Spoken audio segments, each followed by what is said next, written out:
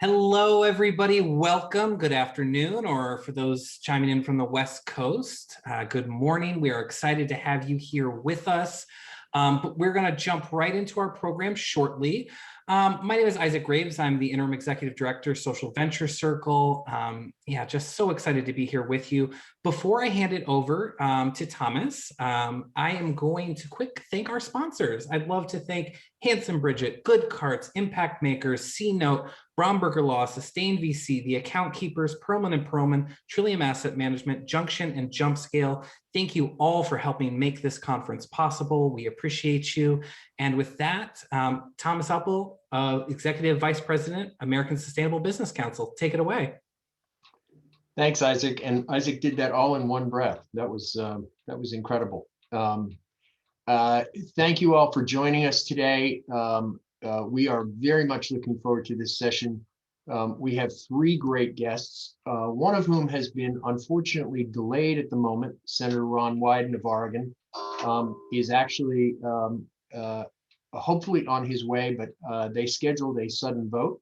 And so he is voting literally as we speak. And so we'll be looking for him hopefully in the next 15 minutes or so. However, as I said, we have three great panelists, and let me introduce the first one. Kelly Vlahakis-Hanks is President and CEO of Earth Friendly Products, or ECOS. She leads strategy and production of the environmentally friendly cleaning products company and is widely recognized for her highly effective leadership at ECOS and her influential voice in the green movement, corporate social responsibility, and sustainable manufacturing. Kelly has led ECOS to become a climate positive company and the first company in the world to achieve the sustainability trifecta of carbon neutrality, water neutrality, and true platinum zero waste certification. An incredible, incredible accomplishment. Her sustainable business practices have made ECOS a model for green businesses in the US. ECOS is a primary manufacturer that has received many awards for its innovations in safer green chemistry, including the US EPA's Safer Choice Partner of the Year 4 times. And that was when EPA was truly a real regulatory agency, and once again will be one in this administration. So Kelly, we're so thrilled to have you here, and please, the floor is yours. Oh, Thomas, thank you so much for that wonderful introduction. I truly appreciate it, and all the work that the American Sustainable Business Council does each and every day to really showcase businesses that champion change. So I'm going to have my communications director, Christina, is going to start just a short presentation here. And so I know the senator is going to talk about how public policy can support justice and climate action. But I really want to talk to you all today about how business can drive justice and climate action. It's extremely important that businesses echo public policy in these arenas and really demonstrate the fact that it's not only the right thing to do for people on the planet, but it's the right thing to do for business.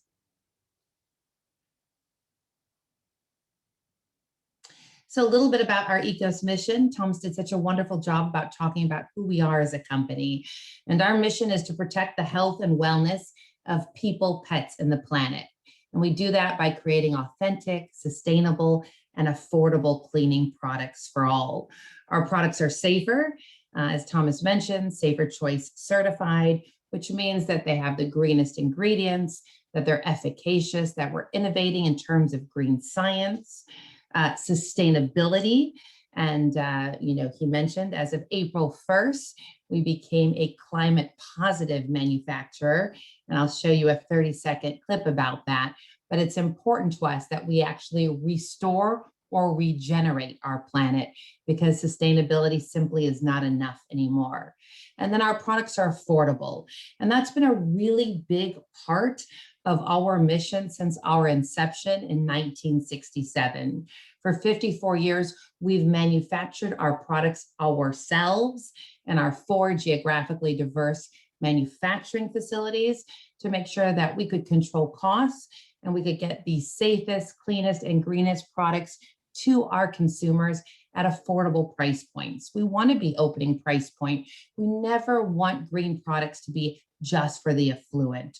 Green products are important, and the health of everyone is important. And so this is really, really critically important to us as well. So I love this image. This is actually my beautiful stepdaughter and my grandbaby. We are a family-owned and operated company, so I appreciated the fact that they agreed to model for us this particular day. But pillar one for us, I said, is human health and wellness, and we're really focused on that arena. And so when you look at it, first, you're going to look at the ingredients that we use in our cleaning products. We're using safer chemistry. We're using ingredients inspired by nature. This is very important in terms of climate action. You must use clean ingredients to protect our climate. Today on our Wellness Wednesday, we showcased a program where we're working with the farmers in Vanuatu to create zero waste coconut plantations. And so you can see the coconut here, you see the white copra, such a clean green ingredient, and that's our primary surfactant, or the agent that we use to do the work of our cleaning. You see the lavender fields here. We're sourcing from lavender fields. We meet with the farmers that grow our lavender. We follow it through the steam distillation process and make sure that what you get in our Ecos brand is truly pure and truly clean. But we don't just use these clean green ingredients. We're actually really trying to champion change across the nation. So here you can see some various images of me. Some of them are in our nation's capital in Washington, D.C. Some of them are working at the local level. And there's two things that we've really committed ourselves to: fighting for ingredient transparency and for high road employment practices. And when I talk about ingredient transparency, I think many of you know that back in 1970, when the EPA was created, 83,000 chemicals were grandfathered in and never checked for human health and safety. And so if we're not going to regulate those chemicals, we feel passionately that at least people have the right to know and to read the labels. And in California in 2021, I'm proud to say that we were the first state to pass legislation, the Cleaning Products Right to Know Act, that forces companies to disclose ingredients in cleaning products. And we're hoping that that legislation will make its way across the country. So in the upper left-hand corner, you can see us meeting with our vice president. This was back in 2018 when we gave her the Ecos Environmental Champion Award.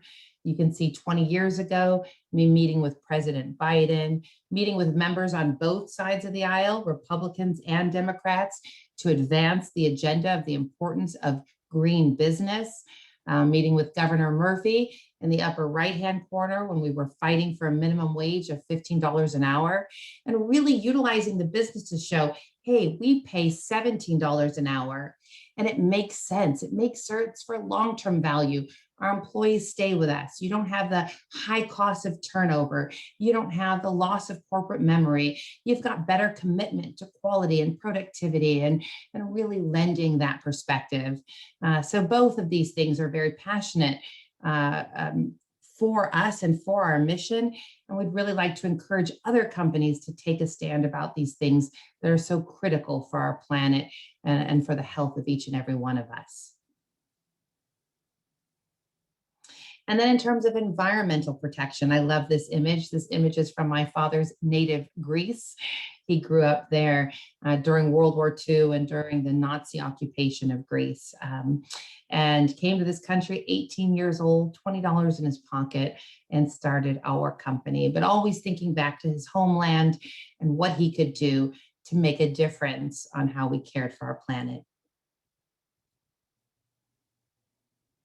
So this gives you a little visibility into 4 of our manufacturing facilities. You can see our green chemists working in the lab. You can see our production teams running our Ecos brand. All of our facilities are powered by solar. We even put them in our gardens so we can host people. They can get up close and personal with solar. Renewable energy is so important. And I must say, to get to zero waste in a manufacturing facility as you're servicing large retail partners like Sam's and Costco and Walmart and so many of the other retailers you'll find our brand in, is a true challenge. It took the real commitment of our VP of Sustainability. I would literally see her in the trash can, sorting through the trash, trying to figure out who brought the plastic water bottle, who did it. And her energy really transformed our operations and really led us to this unprecedented trifecta of carbon neutrality, water neutrality, and zero waste. And I'm just going to play a little video, 30 seconds, on our April 1st announcement about being climate positive. So many people ask me what that means, and this will show you. What does it mean to be climate positive? At Ecos, it starts with our plant-powered ingredients, brought to our clean chemistry lab, where we practice sustainable science. Then to our factories, where we reduce our waste by 95%, run on 100% renewable energy, and conserve 28 million pounds of CO2 per year. Then we use low-emission shipping partners to share Ecos with the world. Any environmental impact we've had up to this point, we offset. But we want to do more for the planet, so we restore even more than we use, like 12 million gallons of water to endangered habitats, and investing in clean wind energy projects, leaving the world better than we found it. 110% better, to be exact. That's how every clean with Ecos becomes a climate positive clean. So you can feel positively good. One simple act at home can save our home planet. Learn more about being climate positive at ecos.com. All right, so you can see that Earth Day announcement. What does it mean? What does it for 2021? And certainly the theme for Earth Day this year is Restore Our Earth. And then the last pillar here is diversity, equity, and inclusion, very important to us. So I said my father was from Greece, my mother was African-American. So we're one of the only Black-owned, women-led companies in our space. Super proud of that, really working hard to change the industry and to have a more diverse industry. This image here is when we won the Diversity, Equity, and Inclusion Award from the Shelby Report in March last month. But that award was won because 53% of our C-suite or our executive team is comprised of women, 41% BIPOC, and really working hard to create a company that serves our consumer. And if you do not have diverse voices at the table, you cannot really serve our diverse consumers. And so this is another area that we really think is very important for business to lend their voice.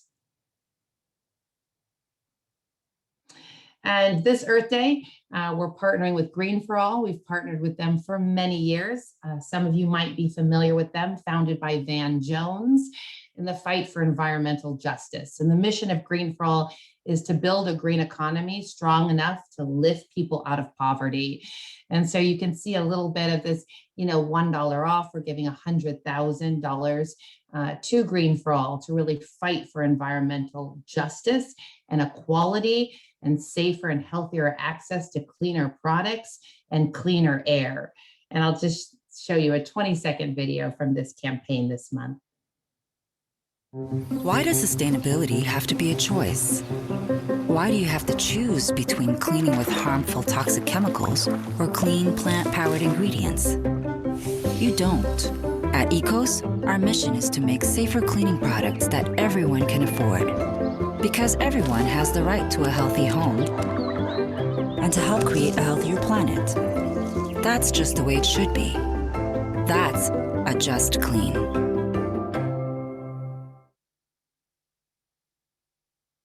All right, so that kind of shows you our Just Clean campaign, which is really about justice clean. So just to wrap it up, I know I'm out of time here.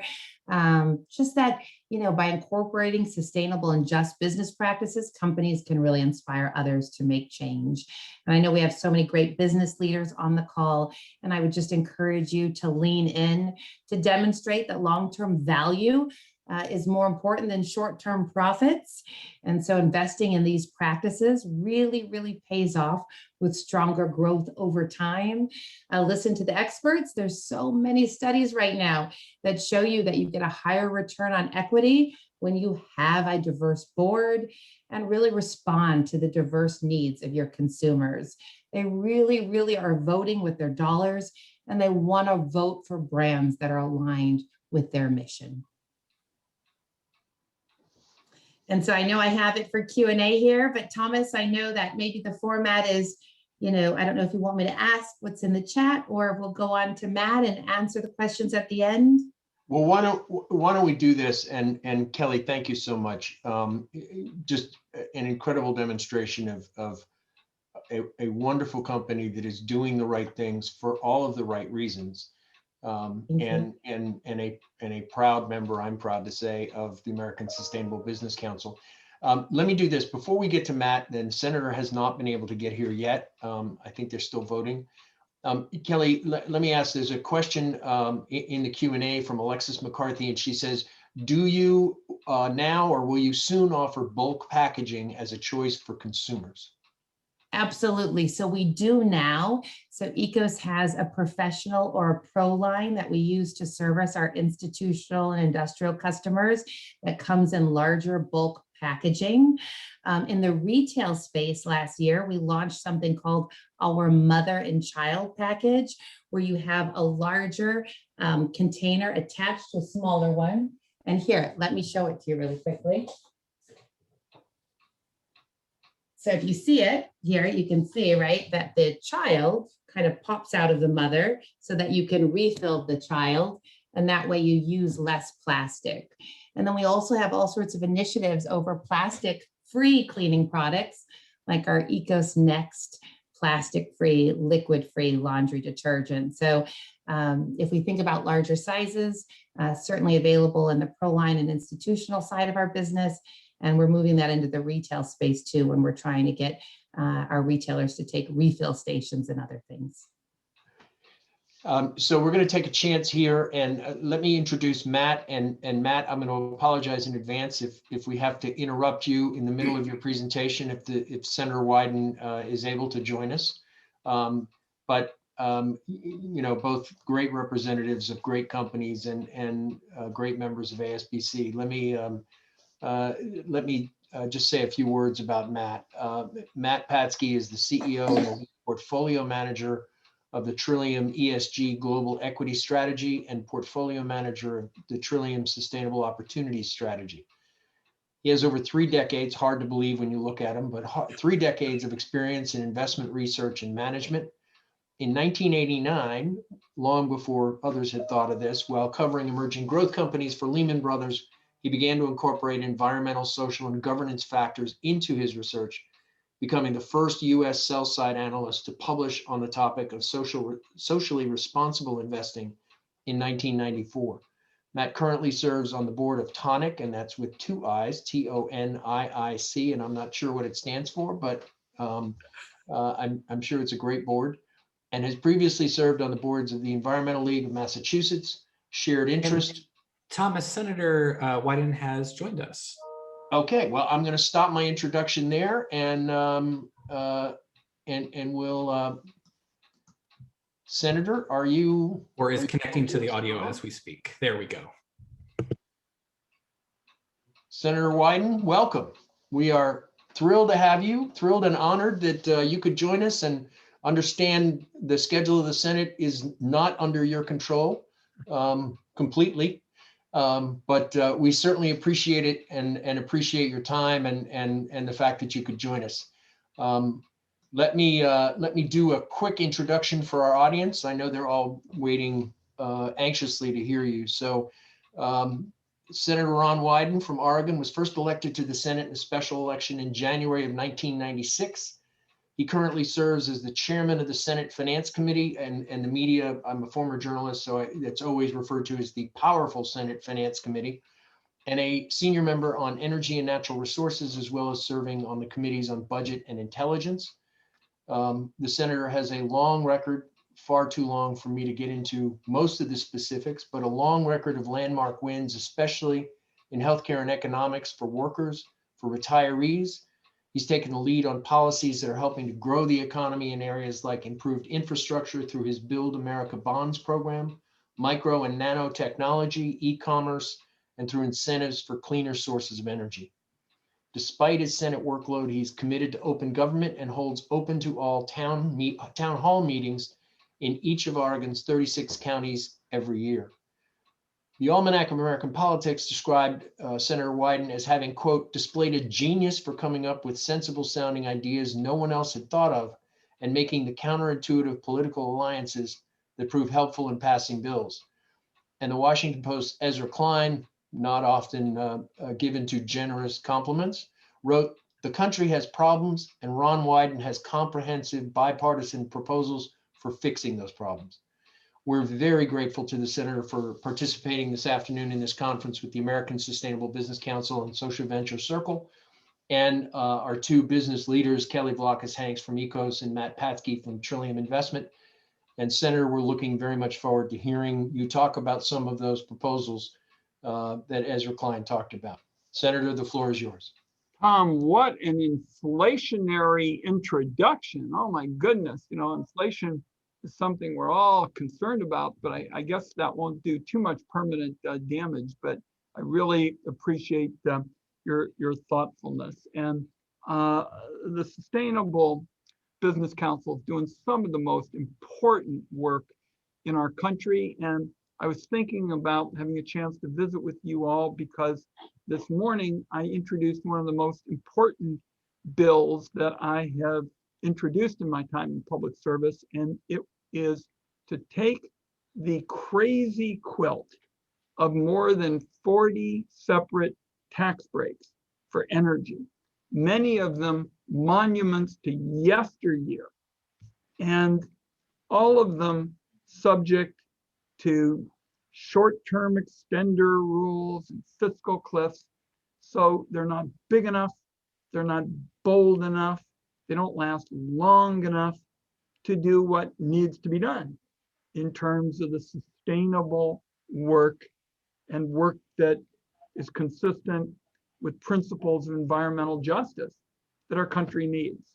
So today I introduced, with 25 United States senators, and the number keeps growing, our bill to take those 44 breaks and say we'll have one for clean energy, one for clean transportation fuel, and one for energy efficiency.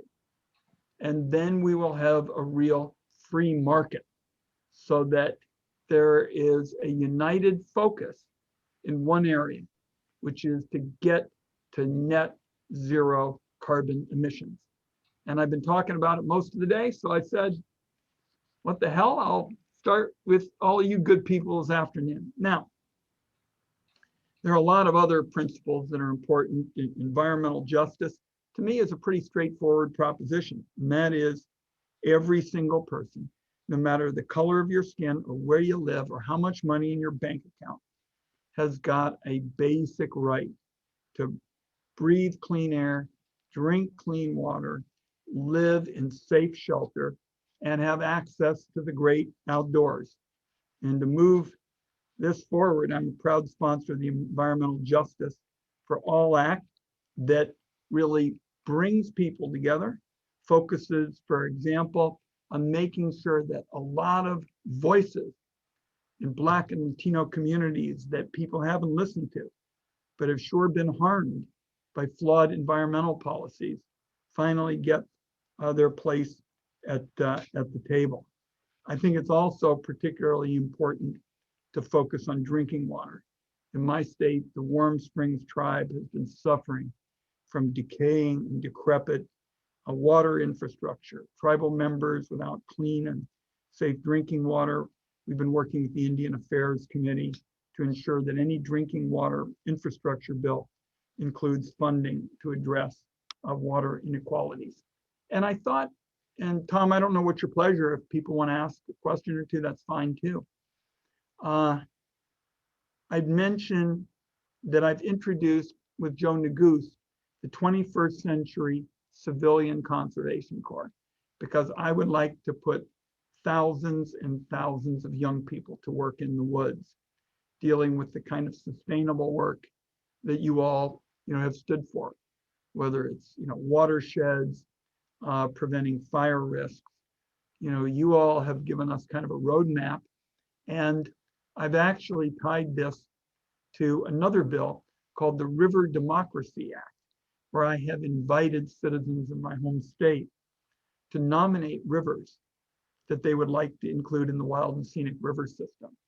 We have had, get this number, 15,000 nominations for addition to the wild and scenic river system in our state. So I think you all are on the right side of history, whether it's our Clean Energy for America bill, Civilian Conservation for the River Democracy Act, the Environmental Justice Bill. I think all of them track the kind of vision that you all at the Sustainable Business Council are advancing. And if you have a couple of questions, I'm happy to take those too. Senator, thank you so much. We do have a couple of questions in the chat. Let me, if I may, take the privilege of being the moderator. And can you give us a sense? I think we're all familiar with what's going on in a 50-50 Senate, and obviously, while everyone hopes for a bipartisan solution, it's obviously very possible that much of the president's infrastructure, the American Jobs Plan, may end up having to go through a reconciliation vote. What is your sense about the prospects in a 50-50 Senate for some of these sustainable proposals, like the energy, the way you're restructuring energy tax credits? Well, I've been talking to my Republican colleagues. The ranking member, Senator Crapo, has been very interested in these kinds of approaches. When I tell Republican colleagues that the Edison Electric Institute has endorsed the bill, and when they have gotten up after falling off their chair, they talk about, what's happening. And the reality is those utilities want to invest in clean. They want to invest in sustainable. They want to invest in greener. And I'm giving them a chance to do it. It's a marketplace approach. So Tom, there's a lot of work that has to be done to get the word out on these things. But I'm very hopeful. And when I go up to my Republican colleagues and I say the Edison Electric Institute has endorsed it, they say I'm interested. We have a question in the chat. I'm just asking my the esteemed panelists, Kelly Vlahakis-Hanks from ECOS and Matt Patsky. If you all have questions, please jump in. Let me just read this one. It relates to the energy tax credits, and the question is, can you ensure there is equal treatment under your approach for residential credits as well as the business credits for wind, solar, geothermal, and others? Yes, and particularly the energy efficiency credits are going to have great pickup in the residential sector. And then there's a question from Daniel Turner who asks whether there could be some incentives, some consideration given in terms of government contracts to B Corps and other companies that are focused on the triple bottom line and trying to do the right thing, not unlike ECOS and Trillium, as government contracts, some sort of preference, much like a veteran's preference. Well, we're trying to work through all of those issues. Tom, it's taken a lot of work to build this coalition with more than a quarter of the Senate, on board. Why don't we say Bobby Andrus is our Senate staffer. We'd be glad to look at any other proposals you all have at this point. I mean, no piece of legislation is cut in stone and then it just kind of stays there. Understood. Kelly, I think you said you have a question. Absolutely. Well, thank you so much, Senator. I mean, I really appreciate all of the work you do. We manufacture in the Pacific Northwest and are really thrilled to have your representation in our national body. I wanted to ask you a little bit about your Environmental Justice for All bill. Last year, you were one of the co-sponsors along with, at the time, Senator Harris. And I was just wondering if the Environmental Justice for All bill would be reintroduced this year into Congress. Yeah, I don't want to disclose any conversations with members, but the answer is yes. Excellent. It's a very good bill, and we've got another friend in the executive branch. Wonderful. Yes, we do. Please let us know if ECOS, our companies, can lend our voice to that bill and the passage of it. Good, we'll do it, and I think that this will be sooner rather than later. Thank you. And Matt Patsky from Trillium. Matt, you have a question? Sure. First, I just want to say a big thank you, Senator Wyden, for your continued leadership on working to get the federal government to address climate change and broad issues of social justice. But just curious, the proposal to end existing tax breaks for fossil fuel industry, whether there's been what that looks like in your view in terms of potential for passage. It's to my point of view, absolutely necessary if we have any hope of meeting the goals of the Paris Accord, and just sort of curious if you think 50+ support for ending the fossil fuel subsidy. Well, we're having conversations with a cross section of members, but as I said, with a market approach, where you basically say we're going to have competition to get to net zero carbon, and you get Edison Electric Institute, not usually thought of quickly as a bastion of liberal thought, to say that we need this kind of competition. The utilities are making very different investments today than they were 30, 40 years ago. My bill reflects that. Senator Rose Yee, a board member for ASBC and co-CEO of Green Retirement, is asking about how responsible business leaders can help push through proposals that advance economic justice, climate-friendly legislation, bills like that. How can we help? What's the best way for us? Well, political change rarely starts in DC and trickles down. It's almost always grassroots up. And so if you all will get us, Tom, emails and phones and ways in which people who are interested can be involved, we'll make sure that they get the information and make sure that they're able to use it in a way that the rules allow. And, generally we can get all that information out to people. I think I know the answer to this, but Laura Pearson would like to know if the Wild and Scenic River proposal, your program is just for Oregon, or is it nationally, because she has a nominee? Right now it's for Oregon, but I would encourage all of you in states where you have citizens hunger for river protection. They've got a model. They can create their own River Democracy Act. I think that when you tell people we're going to make decisions at home rather than people in Washington, D.C. sitting in, office buildings, I think you'll find anywhere in the country you get a phenomenal reception. And if people want to know about that, they can call us on that too. Senator, the chair of our board, Marianne Howland, has a question about the status of the Flint, Michigan water crisis and whether that's going to be addressed in this infrastructure plan. Well, Senator Stabenow and Senator Peters, the senators from Michigan, have made it clear they are not done with this effort. As you know, there's already been some funds, there's been changes in rules. I think they feel that it has not been adequately addressed yet, that there's more to do, and I'm with them.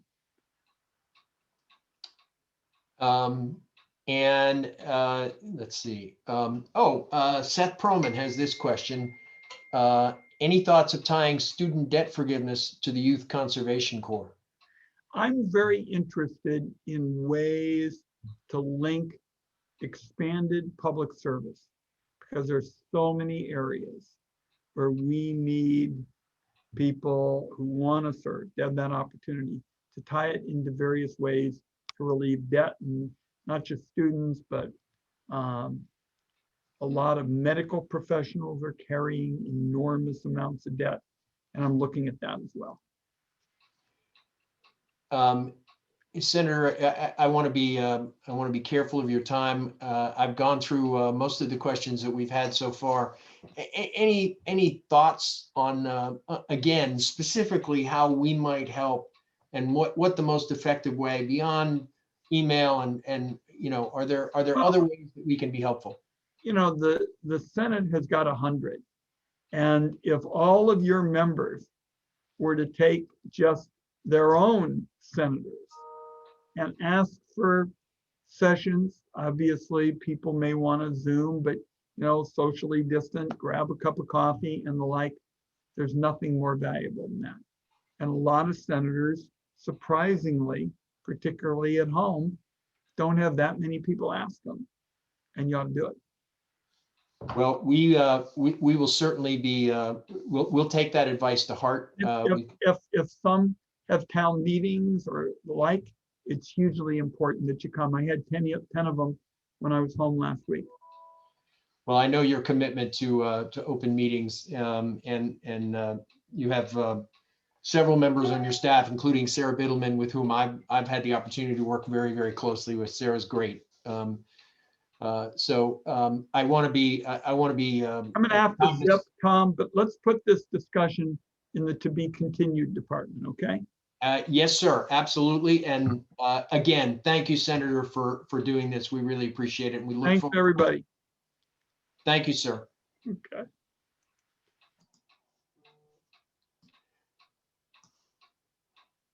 Okay. So I'm gonna try again, Matt. I worked really hard on this introduction, so I want to make sure I get it right. Yeah. Again, Matt Patsky is CEO and lead portfolio manager of the Trillium ESG Global Equity Strategy and portfolio manager of the Trillium Sustainable Opportunities Strategy. And as I said, in 1989, while covering emerging growth companies for Lehman Brothers, he began to incorporate environmental, social, and governance factors into his research, becoming the first U.S. sell-side analyst to publish on the topic of socially responsible investing. In addition to Tonic, he has served on the boards of the Environmental League of Massachusetts, Shared Interest, Pro Mujer, U.S. SIF, and Root Capital, and he is a member of Social Venture Circle and ASBC, and is a member of the CFA Society of Boston as a chartered financial analyst charter holder. And so, Matt, I turn the program back over to you. Thank you, Thomas. And that is a good catch. That American Sustainable Business Council membership should also be in my bio. Thank you. I just want to start by saying good afternoon and acknowledge that I am calling in today from Boston, Massachusetts, which of course sits on the stolen land of the Massachusetts tribe, and acknowledge the gratitude for the indigenous peoples who had settled this land. And I also want to start with a big thank you to the American Sustainable Business Council and Social Venture Circle for putting together this conference, and just point out that I'm thrilled and thank all of you in the chat who've made so many kind statements. I would just say it is true. All of us have the ability to have incredible influence through many different points of leverage. And of course, one of those points is your own retirement plan. How is your money invested? It is important that we all focus on moving our money to have positive impact, whether it be what bank you're with, or whether it's where you have your 401k or your 403b plan. Be very, very conscious of the impact your money is having. Thank you again for inviting me to speak. Trillium Asset Management was founded in 1982. The purpose for the organization was to provide for the financial needs of our clients while leveraging their capital for positive social and environmental impact in alignment with their values. That comes from our 1982 mission statement. It remains our mission today. And I'm just going to sort of go into trying to describe for you what is different about our approach to traditional equity investments. And Trillium is an active owner. And by an active owner in the stock market, I just want to sort of briefly describe what that means, why it's relevant, why you should care, right? Our objective, as I mentioned earlier, is to leverage capital for positive social and environmental impact. We, in coalition with other investors, are pressing on corporates to improve outcomes on the environment and society. And in sort of the techniques we use start with a simple phone call to a senior management team to point out a failure we have identified, and it could be, we noticed your packaging isn't very sustainable. We'd like you to work on that. And so we can give you examples of the more than decade-long discussions we've had with Starbucks on a whole range of issues, but one of them was recent success we had in them moving toward more sustainable packaging design and banning plastic straws. So, but we start with simple dialogue. If dialogue fails, dialogue could be also a letter writing campaign. It could be in coalition with NGOs. But if that fails, we use the stick of a shareholder proposal. And the shareholder proposal is still quite effective in raising awareness with the public, with the consumers, with certainly the board and other shareholders on getting attention on an issue where we want to see changed behavior. And just to sort of scale of magnitude, we had over 600 dialogues with companies last year, of which about 30 ended up in a shareholder proposal. So I point that out because most of the dialogue is actually now very collegial and successful. We don't have the same level of tension we had 40 years ago when we went to talk to companies.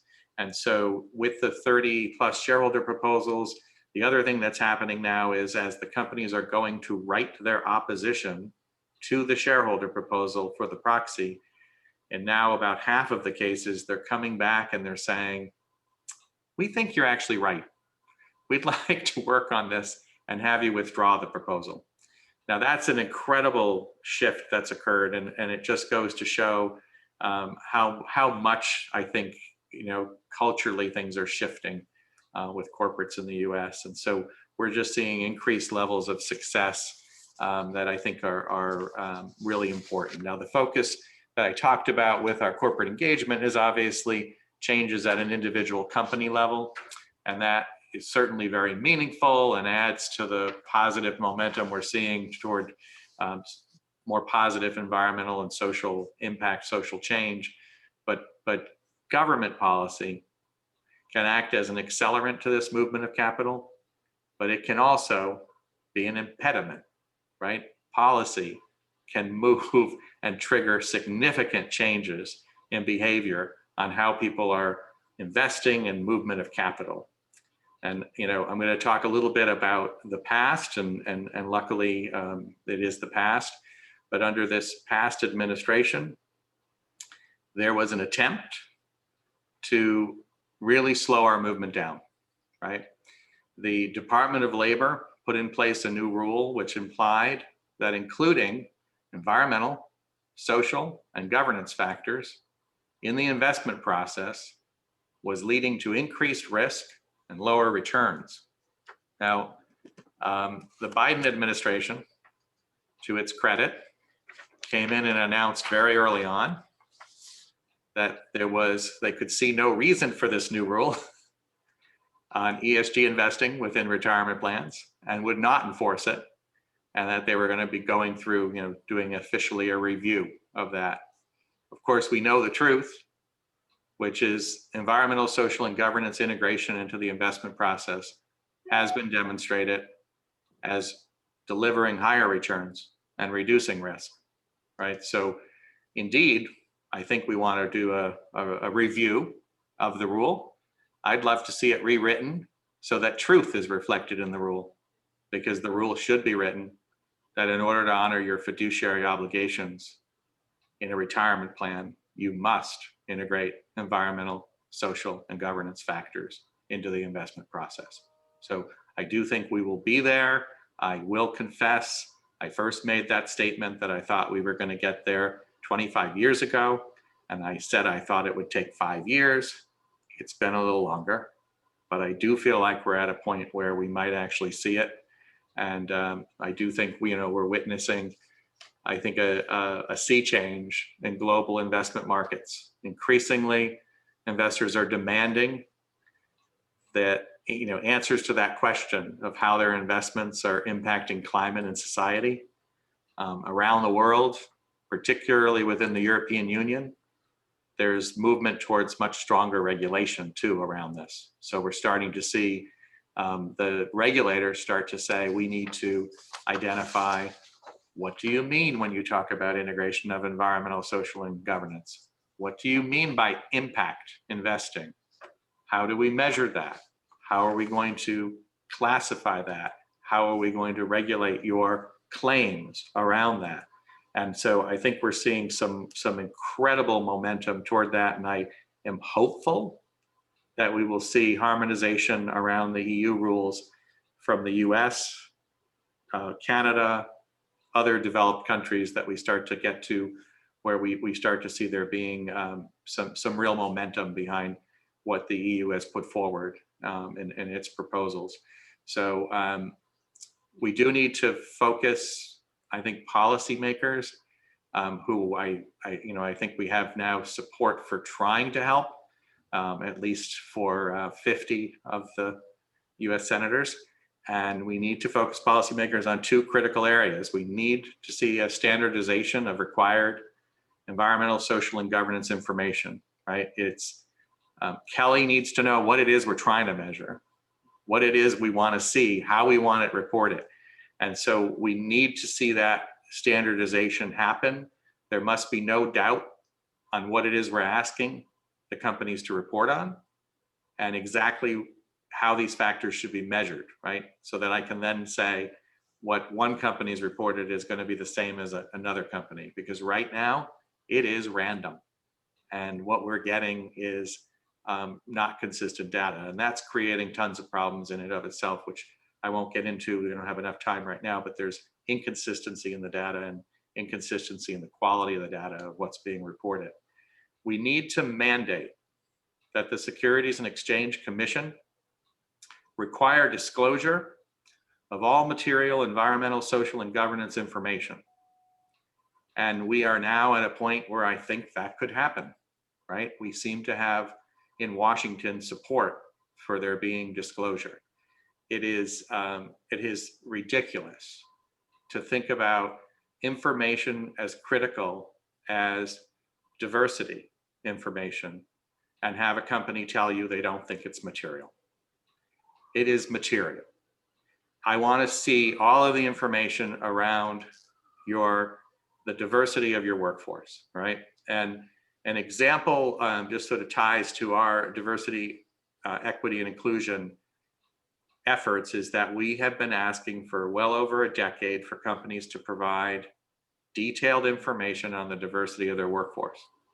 Historically, I just have to tell you, because this is one of the most ridiculous comments we get back, is we'll get companies that say, well, that's just way too complicated. And it's way too costly for us to be able to give you that level of detail. And now that, Kelly can laugh. If she has over 100 employees, she knows damn well this information is actually already being filed every year with the Department of Labor. It's called the EEO-1 form, the Equal Employment Opportunity Form 1 is submitted annually to the Equal Opportunity Commission within the DOL. That information exists, right? We have an incredibly broad-based problem as a society that needs to be addressed.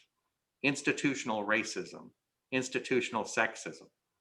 It has led to long-standing gap both on gender and pay, right? We know it's there.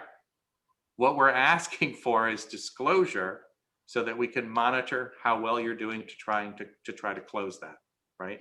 We know there is a terrible gap in the level of promotion to higher levels, both based on race and gender. I want to see how you're doing on closing that gap. If I have the EEO1 data, I can track how you're doing to address what is an incredible problem and an incredible open liability, right? And we know there's a risk factor there, and we know it's really important that that be addressed. So, again, we started well over a decade asking for this data. We've gotten to the point where I think it's 5% of companies release it. We just need the SEC to recognize the materiality of the information in the EEO1 form and simply require all companies release this data annually. It would be great if in the first release they announced that they're going to ask everybody to release 10 years of history, because then we can really start to dig in and figure out how people have done, companies have done in making progress. But in conclusion, I'd just like to have you take this away. Constructive government policy is required for us to make significant progress on the world's most pressing issues. We will fail in addressing climate change and social justice issues if we are not having the federal government take constructive action. So with that, I want to thank you again, and also say I was thrilled to be able to hear from Senator Wyden, who's been an incredible leader on these issues. So thank you. Matt, thanks so much. And I hate to do this because we've got some great questions that we'll have to answer for another day.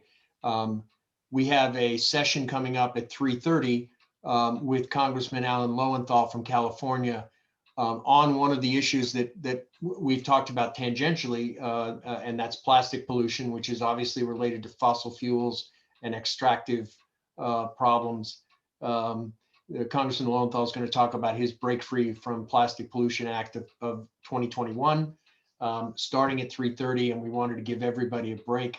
So let me just thank Kelly. Thank you so much, Matt. Thank you so much, not just for participating today, but your leadership and support across the board on all of these issues. And to all who participated, the power of business is demonstrated today. The fact that Senator Wyden wants to come speak here, the fact that Congressman Lowenthal wants to come speak here, that's the power that you have. And as Matt says, business alone can't do this, but business working with government can accomplish incredible things. So, Kelly and Matt and their efforts, all of your efforts out there, we're making real progress. Now we need the government to be working with us. So let me just wrap it up here and say, please join us at 3:30 for Congressman Alan Lowenthal. And then at 4, we break into some, I think, 5 working groups, one of which will be on the circular economy and again on Break Free from Plastic. So I hope you'll join us. Enjoy the next 8 minutes, get a break, get coffee, do other things, and please come back and join us at 3:30. Thank you all so much. Thank you. Thank you for having us.